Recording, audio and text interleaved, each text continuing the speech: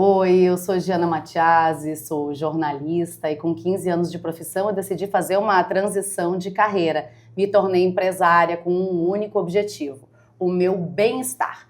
Antes de começar, eu te convido a fazer algo bem simples. Inspira, segura um pouquinho e solta. Esse é o Respira, um podcast para falar de saúde, saúde física, saúde mental, para falar de bem viver. Tudo isso sem pressa, sem culpa e sem aquelas fórmulas mágicas que na maioria das vezes nem funcionam. E hoje eu tenho aqui comigo uma colega de profissão, uma grande amiga, e a gente foi cada vez se identificando mais com o passar do tempo, trabalhando juntas, porque a gente parava todo dia para tomar café juntinhas e ali a gente desabafava muitos perrengues e da nossa profissão, né? Adriana Oliveira, você entrou 31 anos na casa dos baianos. E agora, há alguns meses, a sua vida mudou totalmente. Muito, foram muitas gerações, né? Obrigada pelo convite de estar aqui, poder partilhar esse momento, já que a gente partilhou algum tempo atrás, nossos perrengues, como você falou, nossas resenhas diárias, de desabafo, de alegrias, de conquistas, mas muito desabafo. E esse momento que você vive a transição, para mim também é um momento de transição de várias formas, né? Transição da saúde física e emocional, porque uma mulher na perimenopausa, né, viver isso, você vive inúmeras transformações, até mesmo identificar que você está vivendo essa fase, faz parte disso.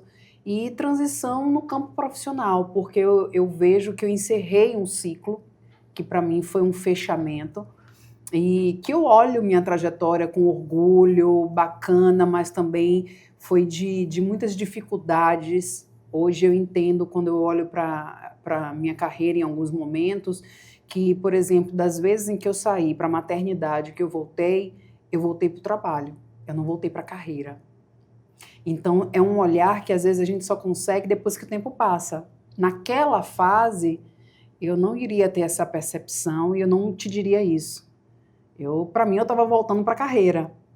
Mas só depois que passa, que você olha a caminhada e que você diz, poxa, como é difícil para o feminino, né? E que aí você vê, não, eu não voltei para a carreira, eu voltei para o trabalho. E é muito diferente. Então, a maturidade traz isso.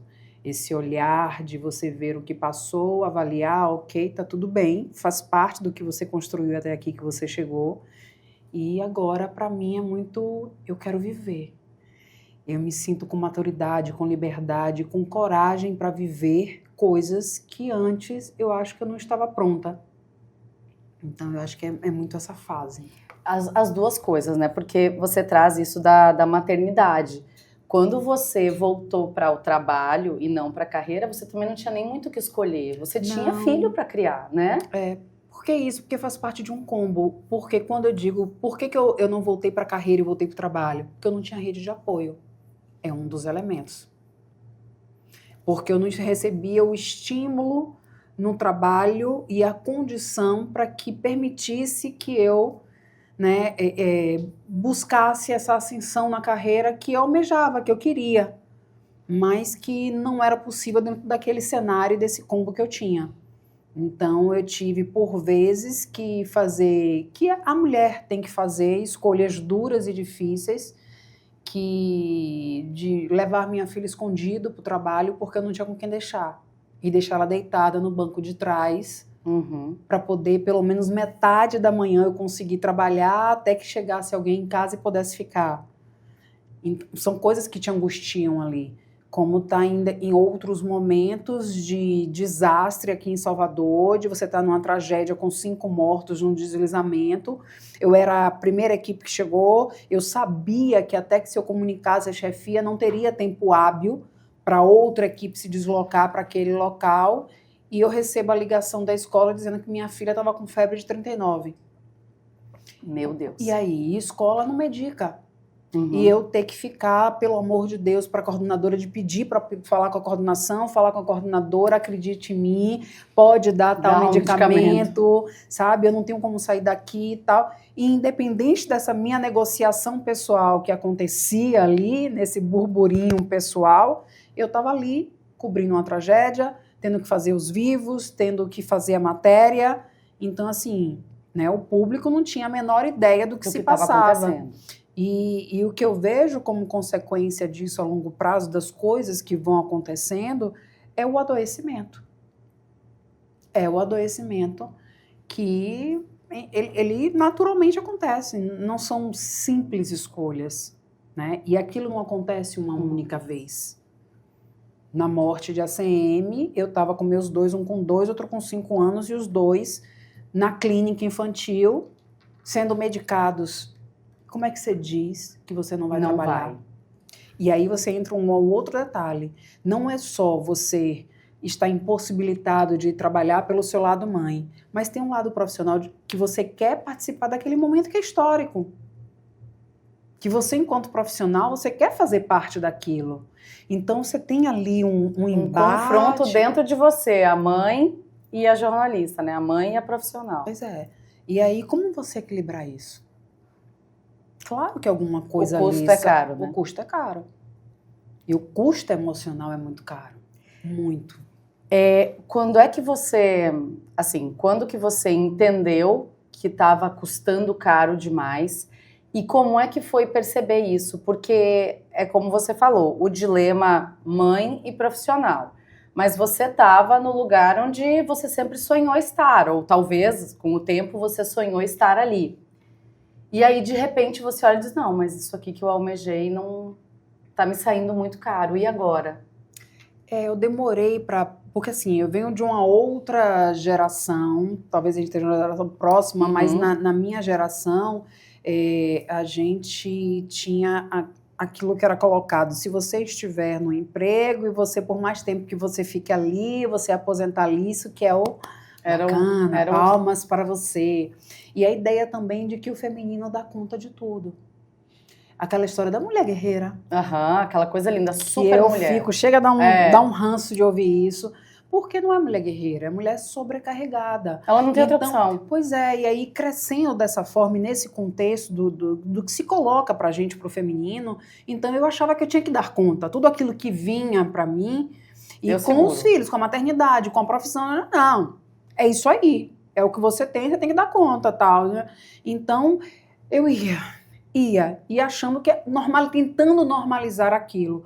Então, o momento em que veio cair a ficha de que aquilo não estava fazendo bem, eu acho que mesmo quando o corpo começou a dizer isso, com o choro indo trabalhar, a taquicardia, ainda assim eu demorei em acreditar. E você começa a pensar em outros processos. Você não começa... você começa a achar que são outras coisas. Então, eu até pensei em menopausa primeiro, a querer acreditar que era, por exemplo, a questão de trabalho, era essa rotina, era essa sobrecarga, era um princípio de burnout. Então, tudo isso, eu demorei muito, até por essa ideia do dar conta, do é isso mesmo, sabe? Não tem jeito. E eu acho que talvez, vamos dizer, os últimos 5 anos eu trabalhei isso na terapia, esse processo, vamos dizer, de desmame do trabalho, até eu conseguir sair de uma forma muito tranquila, muito serena.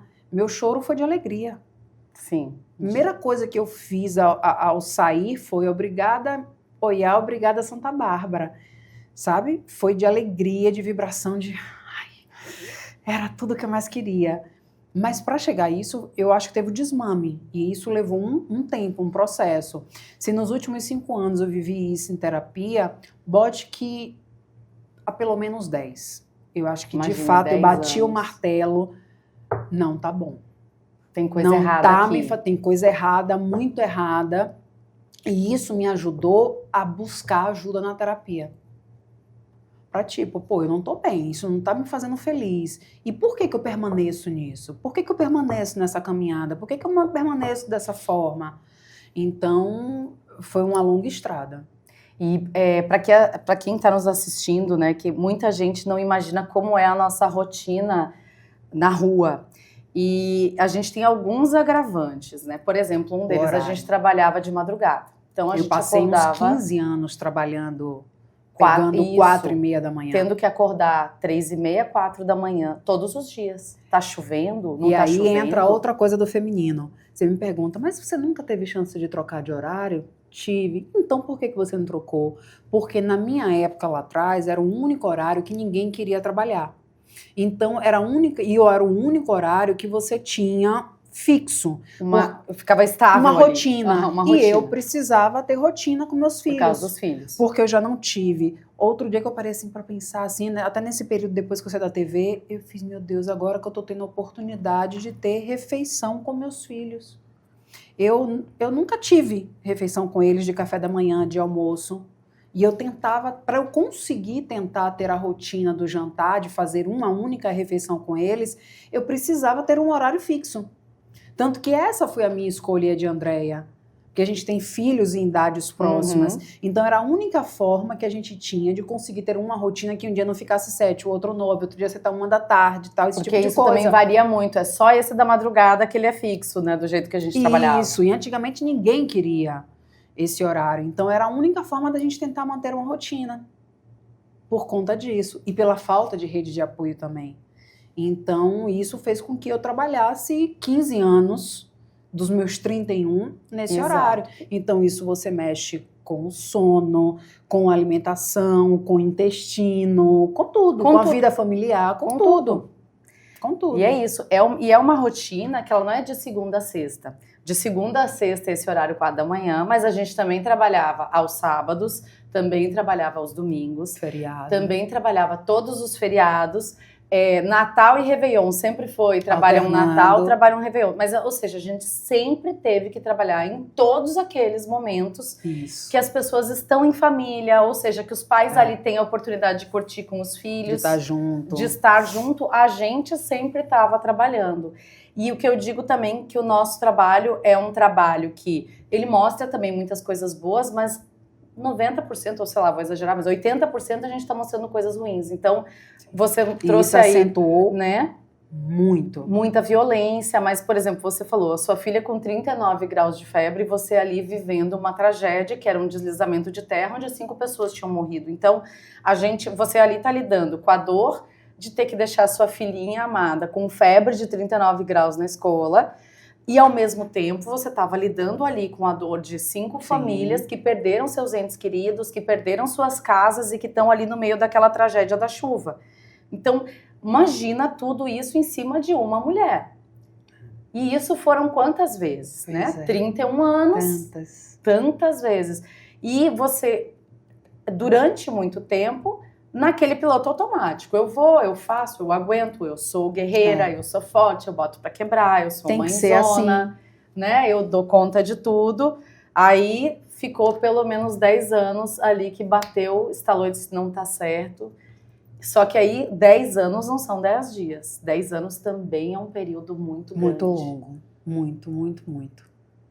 Muito. Ou seja, 10 anos ali que também, ali é que acentuaram-se as questões mentais, que tanto eu como você, eu acho que isso a gente tem muito em comum, a gente começou a externar muito isso, né? E a pandemia também, eu acho que contribuiu para tornar isso ainda mais pesado, e o formato que o jornalismo ganhou mais recentemente eu digo, esse policialesco, esse jornalismo raso que é vivido de forma geral. E isso, tanto que isso para mim foi um ponto de partida para escrever. Porque isso estava me adoecendo tanto e eu não consigo, o separar o que era a dor do outro. A gente tenta. A gente tenta se blindar, mas não consegue. Mas é difícil. Não consegue. A gente vive situações que não são espelhadas, não são refletidas e contadas numa reportagem, mas que estão aqui, que atravessam a gente. Então eu tenho uma vivência que foi dos últimos momentos de um pai que perdeu um filho na Rocinha do IAPI, naquela situação que a comunidade diz que foi a polícia entrando, o menino sendo morto. E quando a gente chega lá, a situação era o pai falando com a mãe dele, que era avó do adolescente. Ele só fazia repetir o nome do filho e dizia: mãe, mataram fulano, mãe, mataram fulano. Como é que Calma, a gente que isso não foi a situação mais... E ele foi falando isso, perdendo as forças, acabou de joelho, o celular jogado no chão. E esse cenário era a parede aqui do lado dele, estava toda chapiscada de sangue, do sangue do filho dele. Ele, no momento em que o celular caiu da mão e ele caiu ajoelhado, ele começou a beijar as marcas de sangue na parede. Então, como é que você vendo aquilo tudo não te afeta? Como é que isso, sabe, não tá limpo? Por mais que você não traga essa narrativa naquele momento do ao vivo, né, que não vá para uma imagem da reportagem, porque nem tudo cabe. Exato. Né? Nem tudo cabe. Isso também eu vai pensei de cada no um. ao vivo, porque isso, eu imediatamente ali, eu tava tipo, isso aí foi num intervalo entre uma entrada ao vivo e outra. Nossa. E aquilo ali ficou na minha cabeça, conto, não conto, fala, não fala, mas há um limiar muito do que aquilo pode ser de uma forma contada e que vire algo, né? Explorar o sofrimento exatamente, alheio. Que eu não respeite aquela dor e aquela vivência daquele pai. E até que ponto contar aquilo era relevante para quem está em casa, a narrativa como aquilo ia ser feito. Então, assim, é muito complicado, é muito, muito sensível. Mas está ali. Você viveu. Está guardado, eu vivi. Então, como tem lugares que a gente passa, não tem uma vez que eu passe pelo Rio Vermelho, onde tem uma igreja do lado de um boteco muito famoso, que eu não lembre de Lucas Terra. Sim. Eu posso não comentar com absolutamente ninguém, como 99% das vezes. Se eu passo dirigindo, tem outras pessoas no carro, eu não vou comentar nada. Mas automaticamente minha cabeça... Eu passo pela Heitor Dias, de quem vai sentido Sete Portas, automaticamente eu lembro da mulher que foi esquartejada e o marido enterrou no quintal da casa. Eu não comento com ninguém, mas o cérebro automaticamente lembra. Então, como que essas coisas não marcam, não mexem com a gente? E aí, pela intensidade com que isso foi acontecendo nos últimos anos, eu acho que isso acelerou o processo de ansiedade, de depressão, de querer não estar ali, fazendo aquilo daquela forma. E aí foi um dos pontos da terapia que a psicóloga virou para mim e me colocou como um exercício. Já que você gosta de escrever, que tal você colocar tudo isso que você está sentindo, todas essas questões que você vem trazendo, e você colocar no papel? Então essa foi a primeira crônica que eu escrevi sobre violência. Mas para você ver como isso estava algo tão denso e tão presente, minhas primeiras 7 crônicas foi falando de luto, de violência, de medo, todas na dor. Todas. E para sair desse lugar, eu tive que parar e fazer assim, peraí. Minha vida profissional não foi só isso. Eu vivi situações, né, que me atravessaram de outra forma, que foram bacanas, que foram vivências positivas. Eu tive que parar para pensar de tão forte que essa convivência com a dor e com a violência estava ali em mim. Para eu conseguir chegar, por exemplo, às 33 crônicas do livro. E não ficar somente na dor. Porque eu digo, isso não foi só essa parte. Isso, né? Porque você tem coisas lindas na sua carreira, muito lindas, muitos bons momentos, muitas coisas boas, mas é porque a energia negativa, essa carga de sofrimento, o peso de dor, que isso nos causa muito, tão mal que a gente adoece. Acaba adoecendo, né? Por melhor que sejam as coisas que você tenha vivido, essas ruins, e é como a gente estava falando, né? Infelizmente, o nosso jornalismo diário ali da TV aberta, ele descambou para esse lado da violência, aquela violência gratuita pela violência. Sim. E a gente estava cada vez mais fazendo isso. Foi o que pesou para você e o que pesou para mim. Porque o nosso problema nunca foi, ou não foi só acordar cedo, de madrugada, trabalhar Natal, trabalhar Réveillon, trabalhar feriado. O nosso problema foi acordar todos os dias e o nosso primeiro assunto já ser a morte de uma mulher, um assalto de não sei quem que terminou em morte, a polícia que invadiu um bairro e matou um adolescente. Porque na nossa formação nunca esteve nem está previsto o uso de colete à prova de balas. Isso. Eu odiava usar, raríssimo. Eu relutava muito quando me obrigavam a usar. Isso. Eu não lembro se você já foi colocada para correr, mas eu passei por pelo menos 3 situações que eu te diria aqui agora, de sair com bandido xingando, com arma e tal. Então, assim, e de eu abaixar vidro correndo e de, oi, tá, não sei o que, a gente vai fazer uma matéria, tia, desculpe e tal, e guardar a arma. Então, e isso a gente normalizar como se fosse algo da profissão. E não é. Não é. Bom, eu já tive 8 a 10 homens apontando um carro. Eu acho que eles eram uma gangue, sei lá, uma quadrilha rival. Eles estavam invadindo o bairro e nós chegamos na hora errada ali. Eles simplesmente cercaram o nosso carro todo, xingaram um monte de palavrões, aquela arma todas apontadas para nossa cabeça. E o cinegrafista, na época, era ele que dirigia, Sandro, foi Sandro que estava comigo, voltando de ré pra gente conseguir sair do bairro, assim, foi uma loucura. E a gente esquece isso, né? A gente faz tanto porque é incrível isso. A gente normaliza, né? Normaliza. E aí é isso que adoece. A gente normaliza, mas não tá bem, não tá fazendo bem. E eu acho que isso pode mudar. Eu tenho esperança, juro.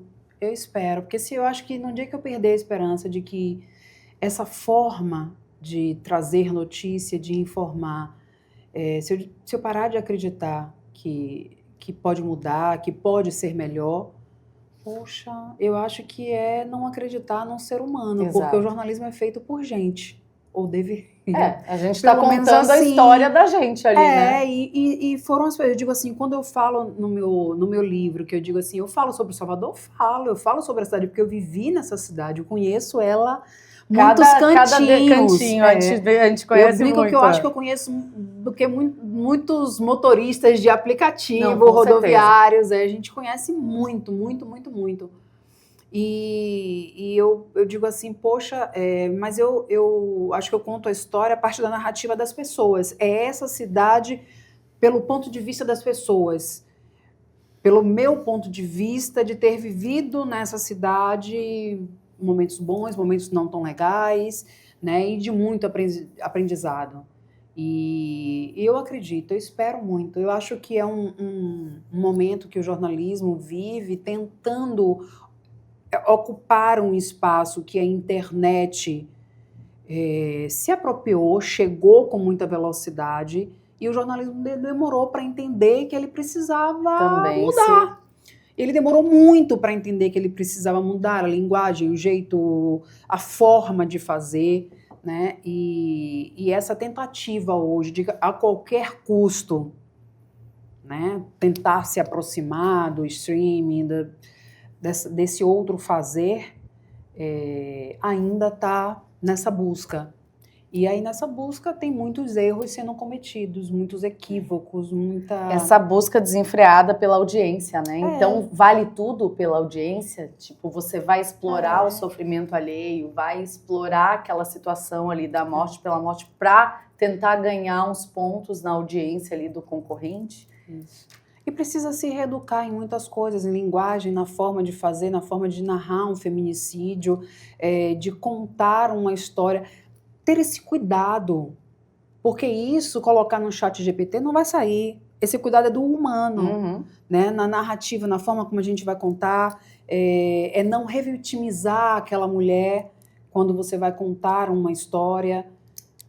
E nem dar protagonismo para o homem, para o criminoso, para o agressor. Eu trouxe aqui no podcast. Tudo isso na forma de contar. Exato, eu trouxe aqui no podcast a doutora Nájila, né? Sim. Que ela é uma ferrenha defensora, tá sempre nessa luta. À frente. E ela falou justamente da gente não cair nessa de ficar, porque quando você fica só ali dando a morte pela morte daquela mulher, você coloca esses homens num protagonismo que para eles é positivo. Sim. Então, que a gente tem que começar a virar essas pautas, né? Você tem que falar prisão daquele agressor, e, né, que o criminoso ele vai ser preso sim, e essas mulheres que são vítimas, elas não serem revitimizadas, e como que as mulheres podem sair desse ciclo de violência. Então, mudar as pautas, trazer mais pautas, que as mulheres sejam protagonistas da vida delas, de coisas boas, que elas consigam se livrar desses... E não só com a notícia. Porque a notícia você vai ter, fulano de tal, foi morta com X facadas, não sei o que, tarará. Isso todo mundo vai ter. Mas a gente precisa ter... Aquela mulher deixou 2 filhos. Eu preciso falar dos órfãos do feminicídio. Exatamente. Existe uma lei hoje que protege, que tem o benefício. Qual o que caminho acontece com eles? Como é que eles vão conseguir ter acesso aos benefícios? Exato. Quais são os efeitos psicológicos, né? Curto, longo prazo dessa família que adoece. A gente precisa lidar com temáticas que eu tentei por algumas vezes e sempre encontrei uma resistência gigante, como por exemplo o suicídio. A gente precisa falar. Ah, mas é difícil, mas não quer ver. É nosso papel, não é fácil. É nosso papel encontrar uma forma de falar isso de forma que a gente alcance, sem estimular. Pelo contrário, possível construir algo que consiga fazer com que as pessoas parem de entender que precisa terminar com a própria vida. Vamos falar de luto? Por que a gente vai chegar ao dia de finados e simplesmente a gente só vai falar daquele cemitério, mostrar o movimento, venda de flores, tem gente, tá vazio, tá cheio, o helicóptero soltou pétalas. Então, vamos falar disso, vamos falar das clínicas que hoje, e o tanto que se fala, o luto a gente vive várias vezes, a gente viveu o luto quando a gente saiu do trabalho. Total. Porque foi o luto de um ciclo, né? Para uma nova fase que a gente se prepara, que a gente está vivendo. Então, assim, tudo isso a gente vive ao longo da vida. Tem lutos que são diários, que são menores, que são pequenos. Tem outros que a gente costuma visualizar mais, do rompimento de um relacionamento, tal. Mas a gente tem que entender isso e dar nomes às nossas emoções, aos nossos sentimentos, aos nossos problemas, às nossas questões. Isso também é jornalismo. E é jornalismo. E tá ficando de lado sempre. Pois é, e é jornalismo. Ai, chega a dar um... A última coisa que eu queria fazer, e foi meu plano, né? Quando eu terminar a minha série Saúde Mental, vai ser meu último... Fechamento. Vai ser meu último feito, né? Vai ser o meu fechamento lá na TV. Eu comecei a produzir e fazer ela em abril. Ela só foi ao ar em novembro. Olha quantos meses. Por quê? Porque todo dia... Não, mas é que hoje mataram não sei aonde em tal lugar, você tem que ir pra lá. Não, mas é que hoje Adriana foi deslocada para fazer um feminicídio e aí você vai ter que cobrir a pauta dela, que é não sei o quê. Isso. Então, assim, era todo dia, tinha não era uma desculpa, mas tinha alguma coisa que me tirava... Sim. Disso. Isso era menos importante. Falar de saúde mental era menos importante. Provavelmente não ia dar tanta audiência, né? Então... E falar de uma forma com cuidado, né? Não era um vivo rápido de, sei lá... 3 minutos, 5 minutos, né? Um serviço. Não que não seja importante. O serviço é importante, onde a pessoa vai conseguir atendimento, mas algo mais apurado, mais pensado, mais envolvente, para que as pessoas parem e consigam ver, uma matéria mais elaborada de 5 minutos. Ai, né? Vamos fazer o seguinte, você já lembrou de momentos bem duros que você viveu e que você colocou aí já nas suas primeiras crônicas. Mas e aí, me fala de uma crônica positiva, ou uma carta positiva ali que você disse, nossa, que momento que eu vivi também, né? Tem um aqui que você falou, né, de cara me veio à mente, é que a gente precisa ser a gente fala, se usa muito hoje em dia, né? Eu vou agradecer a ancestralidade. E quando a gente fala nisso, se faz muito esse paralelo com a questão religiosa. Ou da questão afro, né, dos afros, descendentes. Mas quando eu acho que a gente fala ancestralidade, a gente precisa lembrar daqueles que prepararam o caminho para a nossa caminhada. E quando eu digo isso, uma das crônicas, eu agradeço muito pelo encontro que eu tive, porque o nosso trabalho nunca foi de um. É sempre de um coletivo, até porque a gente trabalha em equipe. E aí, por exemplo, tem momentos da crônica, tem algumas que eu conto, desde o momento da transformação, que eu peguei a equipe quando eram 4 pessoas. Isso. Até ela acabar sendo de 2 pessoas e em alguns momentos até a gente sozinha com o celular está fazendo tá gravando ou fazendo um ao vivo. E a transformação disso. Então eu falo, tem uma crônica que eu falo dessas pessoas que mais me marcaram, esses companheiros, os cinegrafistas. Então eu cito desde lá, de quando eu comecei, aqueles que foram mais parceiros, uma dupla que eu acho que foi um divisor de águas na minha vida, mesmo eu já lá com uns 20 anos de carreira, que foi trabalhar com Rafael Alves e com Rildo. Maravilhoso. Porque eu vivi um momento pessoal de extrema dificuldade e de sair de um relacionamento abusivo. Então eles foram meu apoio nesse momento de minha vida pessoal e foram um apoio na transformação de como eu me enxergava enquanto profissional. Olha só. Eles me deram um sacode de dizer assim, Adriana, você é muito boa, não é possível que você não percebe isso, sabe? Não diziam isso textualmente, mas no momento em que me sacudiam, não, a gente vai fazer isso, vai fazer aquilo, e a gente pensava muito junto. Muito, não tinha uma pauta, um enquadramento, sabe? Tudo era muito pensado nós três. Se a gente ia discutir um personagem, vamos fazer uma matéria especial para o Dia da Mulher. Então a gente discutia junto ali, quem vão ser essas mulheres?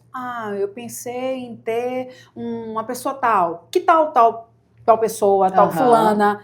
Aí era ali.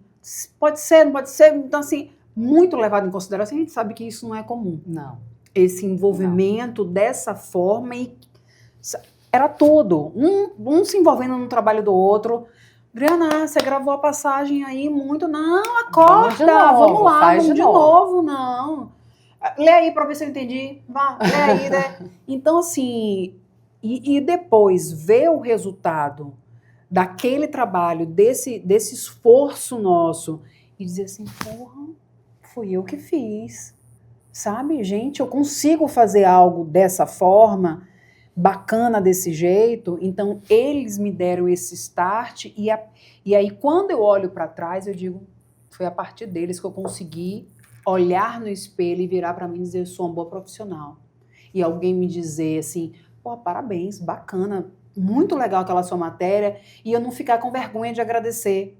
Dizer assim, obrigada. Eu achei legal que tem também. Isso ainda, porque sabe aquela história de quando a pessoa diz assim, adorei sua roupa, Giana, muito bonita. E você diz assim, menina, encontrei numa promoção massa. Já quando diminui, você já diminui.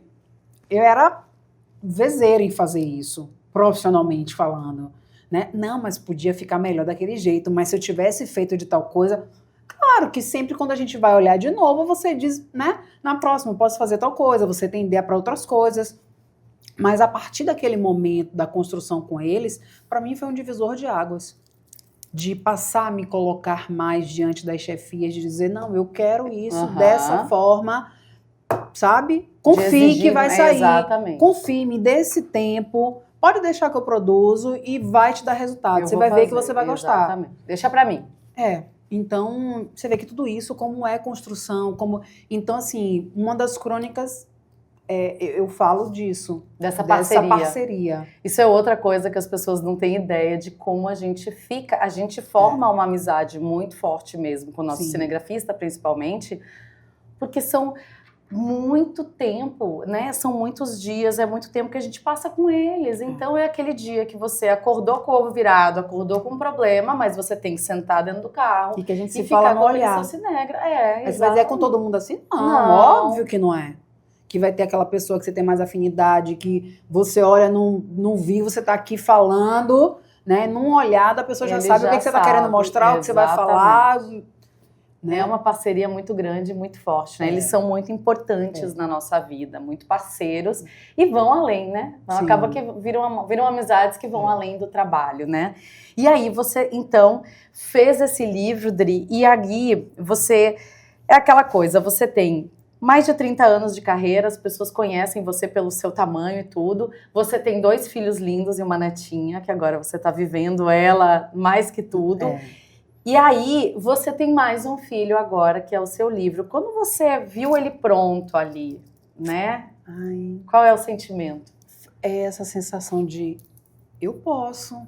olha que eu estou fazendo algo diferente. Isso eu dizendo para mim mesma.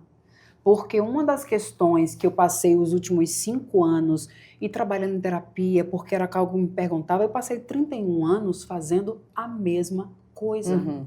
Eu nunca nem fiz um currículo. Então, até esse movimento, que hoje em dia é um portfólio, né, que você faz, tal, uma media kit, para você apresentar um contratante, alguma coisa desse tipo, eu nunca tinha feito currículo, gente. Currículo simplesinho, um bobinho, currículo. Tal. Eu nunca tinha feito um simples currículo. E eu passei 31 anos fazendo exatamente a mesma coisa. Então eu me questionava, sei fazer outra coisa? Eu vou conseguir fazer outra coisa? Eu sou capaz de fazer outra coisa? Então tudo isso dá medo. E eu me perguntava. E aí, além disso, vem... Eu tô agora com 51, mas eu já começava a me perguntar isso antes. Pô, eu tô agora com 48. Se eu sair agora, se eu sair com 50, como é que o mercado vai me olhar? O mercado olha diferente pro feminino nessa faixa de idade. Como é que vai ser esse olhar? Eu vou saber fazer alguma outra coisa fora do vídeo? Então, são 1000 questões que estão, né, envolvidas ali. Então, o livro chega como tipo, agora eu sou escritora. Olha, eu tenho essa habilidade também de falar com o outro dessa forma.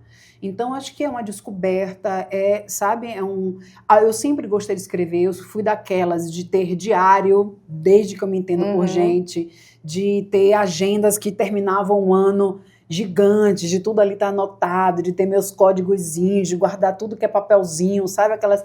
Sempre gostei muito disso. Eu vi como boa virginiana, sempre muito detalhista. Então, minhas agendas eram coisas assim, e por momentos na vida adulta, eu também fiz esse movimento de escrever, parei. Você quer ver uma coisa que eu fiz e que hoje, até por esse movimento da escrita, eu penso em voltar a fazer contos eróticos. Eu escrevia muito, olha só. Mas eu só dei a 2 pessoas para ler, minha comadre e Eduardo Oliveira. Foram as únicas pessoas. Maravilhoso. Porque Dudu, a gente sempre teve uma sintonia, uma coisa muito parecida da forma de ver as matérias, de fazer. Ele gosta de coisas de comportamento. Eu também tenho essa inclinação para a matéria de comportamento. E teve algumas vezes que, bem lá atrás, que a gente chegou a fazer matérias de dobradinha de matéria junto. Olha.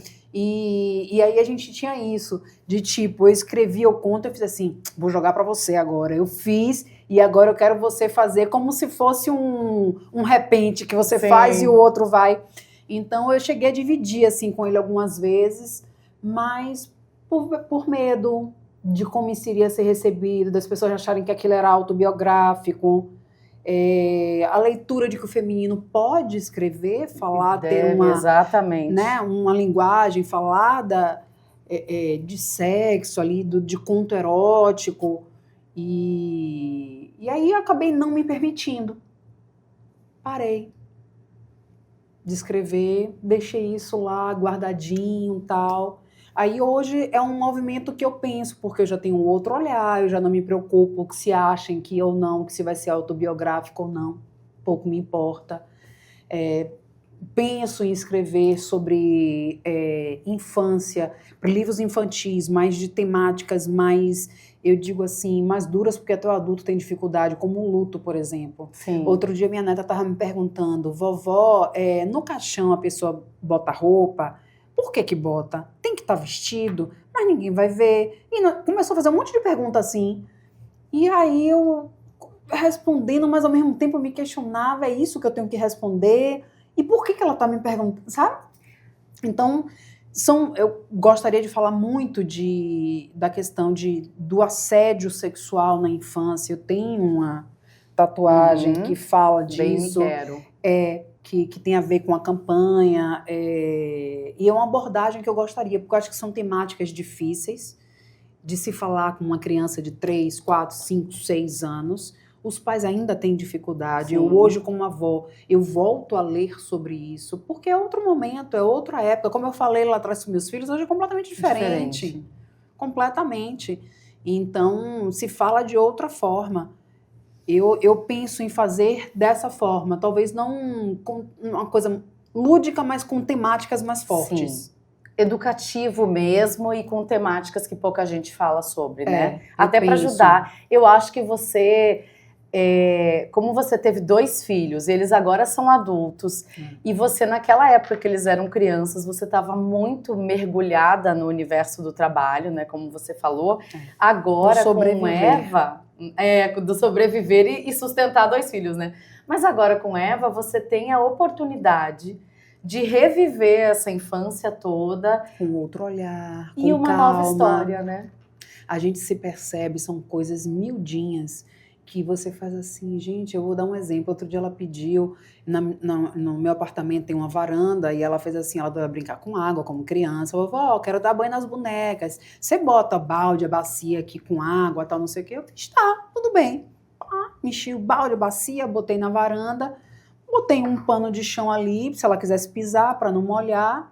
Dei o shampoo para poder ela lavar as bonecas e fiquei ali brincando com ela, interagindo e tal. De repente, do nada, eu parei sozinha, fiquei olhando e fiz assim, por que eu nunca fiz isso com meus filhos? E o detalhe é, eu nunca pensei em fazer isso com meus filhos. Não foi algo que na época eu pensei, não vou fazer porque vai dar trabalho, vai sujar, eu vou ter que limpar, vou ter que... Não, porque eu na época morava num apartamento em outro bairro que tinha as mesmas condições. Tinha varanda, que tinha ralo, que não ia passar para a sala, que ia ficar ali restrito aquele espaço. E ok. Não conseguia fazer. Eu não pensei. Algo simples, fácil, que criança adora, que ia se distrair. É isso. A vida não me permitia. É incrível. Você fica assim, eu digo, meu Deus, uma bobagem. Algo tão simples. Sem custo financeiro, sem custo emocional, sem trabalho braçal. Estava ali. E ia trazer uma memória tão boa, né? Ela chegou para mim outro dia, depois de eu deixar umas 2 vezes fazendo isso, aí eu tava tirando tinta da perna dela e resolvi dar o banho ali mesmo na varanda. Aí enquanto eu tô esfregando, ela faz, vovó, eu te amo. Aí eu respondi o eu te amo no automático, porque eu tava esfregando a perna. Eu fiz, eu também, Eva. Ela fez, você deixa eu fazer coisas incríveis. Aí foi que eu parei de esfregar a perna e fui e comecei a dar beijo na bochecha. Coisas incríveis. Era isso aí. Foi o que você falou, memória afetiva. Então, eu digo, meu Deus. Que loucura, né? Eu acho que você, Dri, principalmente aqui na Bahia, né, como as pessoas te conhecem muito, acho que você serve muito de inspiração para as mulheres. Por quê? Porque você sofreu de dilemas que todas nós sofremos, né? Isso. Então, quantas mulheres, assim como você, quando tiveram os filhos, não puderam cuidar dos filhos assim como gostariam, porque o trabalho absorvia boa parte do tempo, né? E aí, de repente, você se vê numa carreira estável, mas que já não era mais suficiente para você e que estava te custando muito caro. E aí você faz uma transição para um mundo completamente novo. Sim. E você conseguiu mostrar que você é capaz, né? Você precisou. A gente já sabia, e o principal, mas você que precisava. Sim, por mais que batam no seu ombrinho dizendo, ai, como você é legal, ai, como... Mas quando isso não chega da forma como a gente quer, como oportunidade de crescimento, como reconhecimento financeiro, isso aí o financeiro sempre vai por água abaixo pra gente. Porque não adianta, né? Te dizerem, ou o público falar, ou colegas de trabalho falarem, se você não vê isso em forma de possibilidade de crescimento na carreira, de forma financeira, de forma mesmo de ascensão, de etapas. Então, isso está te dizendo o oposto. A leitura é outra, né? Então, eu acho que hoje o principal é quando a gente diz pra gente, eu sou capaz. Quando eu vi e recebi pela primeira vez o livro, né, mesmo que ainda no formato de boneca, para eu corrigir, dar a última olhada e tal, é essa sensação de tipo, tá vendo? Você consegue fazer outra coisa. Você consegue se dedicar a outras atividades. E, então, é pra mim. Então, tipo, siga.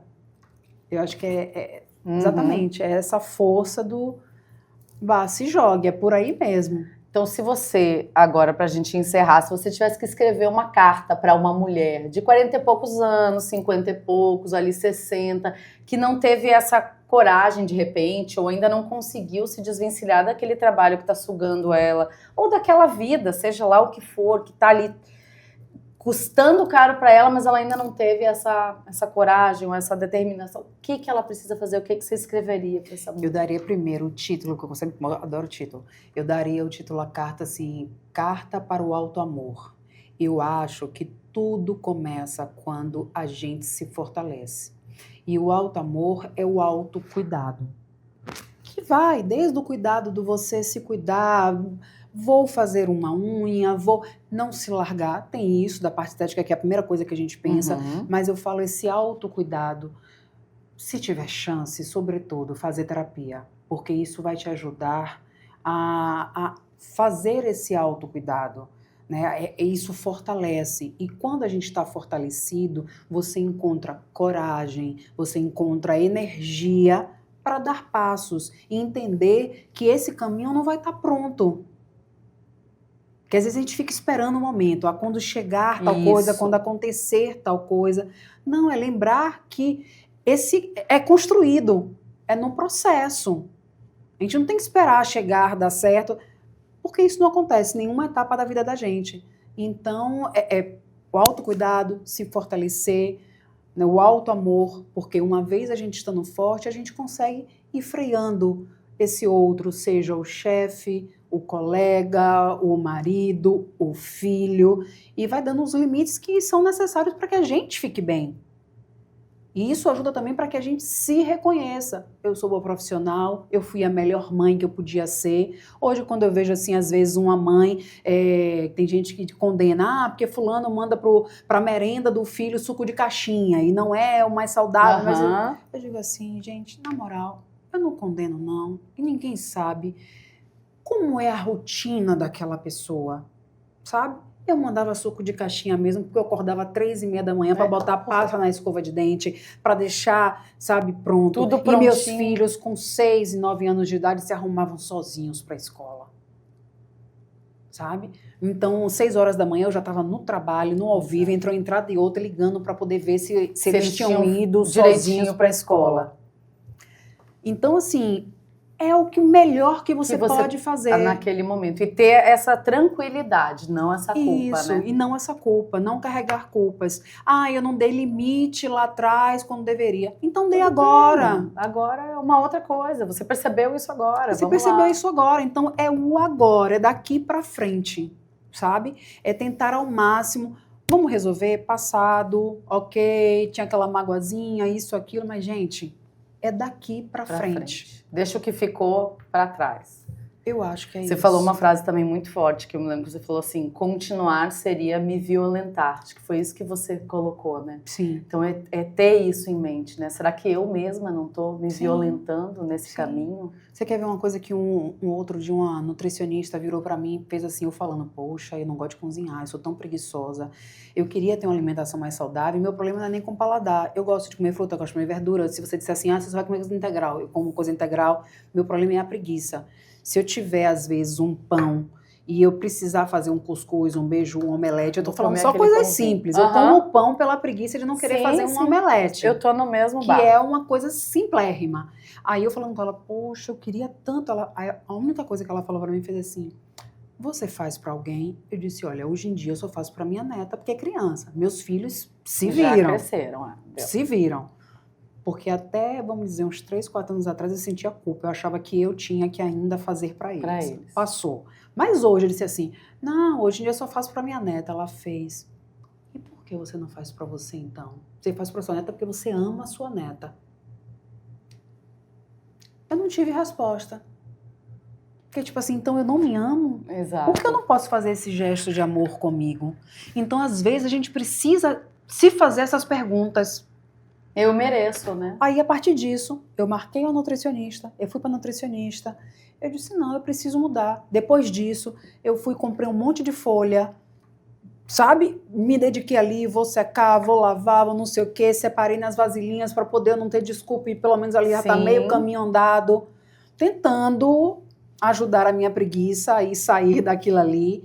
Mas comecei a me movimentar, porque me deu sacode. Eu fiz, gente, eu não tive resposta. Eu fiquei, eu não me amo. Realmente. Tô precisando me amar mais. Tô precisando me amar mais. Que coisa boa. É isso aí. Dri, muito obrigada por ter vindo aqui. Eu que fico feliz em dividir com vocês esse momento, para mim, que é muito, muito, muito bacana. Adorei. Acho que vai muito além do que a gente falou aqui de jornalismo, de perrengues, mas vai de vida mesmo, né? Acho que toda pessoa que ouvir esse podcast vai se colocar em algum momento e pensar o que pode fazer daqui para frente para melhorar, né? Então, se esse episódio fez sentido para você, compartilhe com seus amigos, com suas amigas, com quem precisa ouvir. Antes de encerrar, eu convido você a prestar atenção como é que está a sua respiração nesse momento.